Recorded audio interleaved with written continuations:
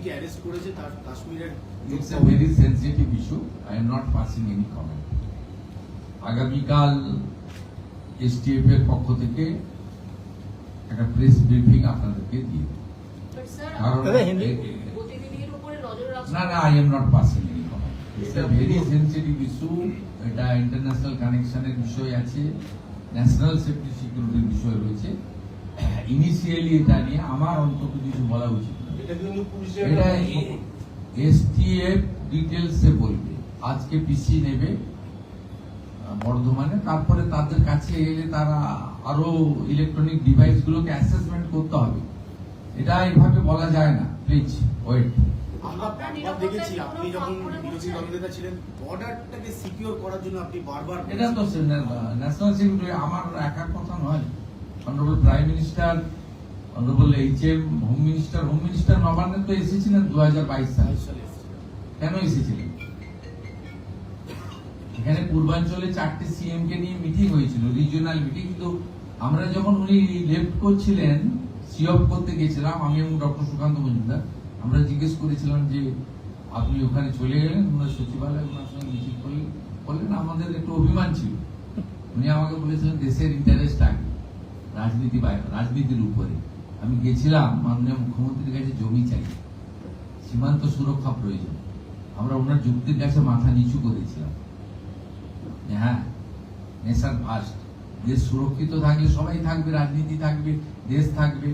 আপনি আপনার প্রফেশনে থাকবেন, ইনি ওনার প্রফেশনে, ইনি ওনার প্রফেশনে থাকবেন, আমরাও পাবলিক ফিল্ডে থাকবো। দেশ তো আগে, এটা ন্যাচারালি, এটা তো প্রমাণিত।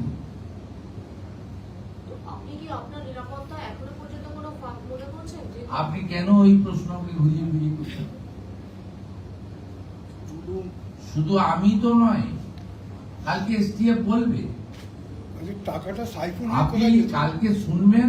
আওয়ার উমেশ রাই অলসো এই স্ক্যানারের মধ্যে ছিল। বাকিটা আমি বলছি, ভেরি সেন্সিটিভ ইস্যু। প্লিজ এর থেকে বেশি আমাকে দিয়ে বলাবেন না। STF will organise a press conference tomorrow.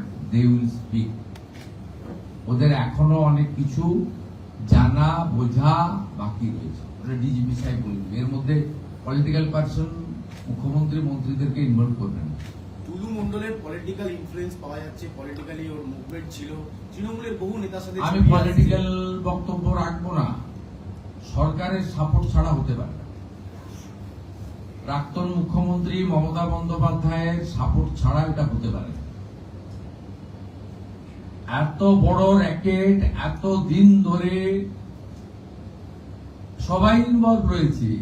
আপনি এটা তো পুরো এন্টায়ার স্টেট গভর্নমেন্ট, যিনি লিড করেছেন, responsibility goes to her also. বাংলার মানুষের টাকা না না, ওনার রেসপন্সিবিলিটি গেছে। কারণ তো একটা একদিনের একটা ইনসিডেন্ট নয়, আমার পিরিয়ডেও তো ইনসিডেন্ট ঘটছে।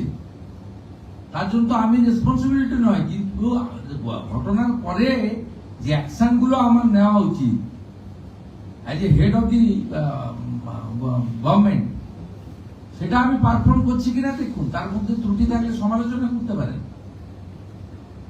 কিন্তু একটা অর্গানাইজ বছরের পর বছর রেভিনিউ ফাঁকি দিচ্ছে। 243টা গাড়ি তো একদিনে কেনা যায় না। অডি, বিএমডাব্লিউ কেনা হচ্ছে, লুকিয়ে পকেটের মধ্যে রাখা যায় না। 300 বিঘা প্রপার্টি, 7টা বড় বাড়ি, ফার্ম হাউস একদিনে করা যায় না। ইটস এ অনেক দিনের, মিনিমাম তো 5-7 বছর ধরে হয়েছে। এবং যারা সরকারে ছিলেন, এতে রেজিস্ট্রি অফিস ইনভলভ আছে, এতে মোটর ভেহিকলস ইনভলভ আছে, এতে লোকাল পুলিশ ইনভলভ আছে, এতে লোকাল পঞ্চায়েত ইনভলভ আছে, এতে আপনার মিনারেল কর্পোরেশন ইনভলভ আছে, ল্যান্ড ডিপার্টমেন্ট ইনভলভ আছে।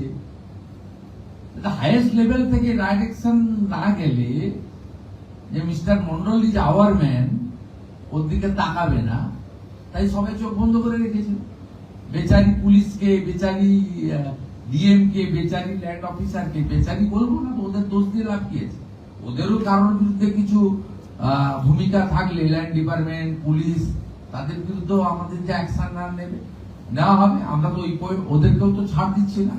কিন্তু আমি মনে করি এই অর্গানাইজ ক্রাইম সিন্ডিকেট এবং রেভিনিউ যে আমাদের সাইফন করা হয়েছে, যেটা এখানে এলে আরো হসপিটাল, আরো স্কুল বিল্ডিং বানানো যেত, আরো কয়েক লক্ষ ছেলেকে চাকরি দেওয়া যেত, ছেলে মেয়েকে।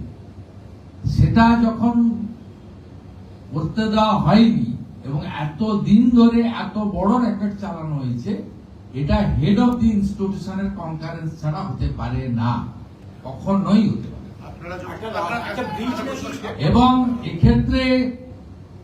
এক্ষেত্রে যারা ওয়াচডগের ভূমিকা ছিল অন্য যারা, তাদেরও সচেতনতার অভাব ছিল বা প্রতিবাদ করতে গিয়ে করতে পারেননি যে কোনো কারণে। স্যার মেন আপনারা একজন হবে।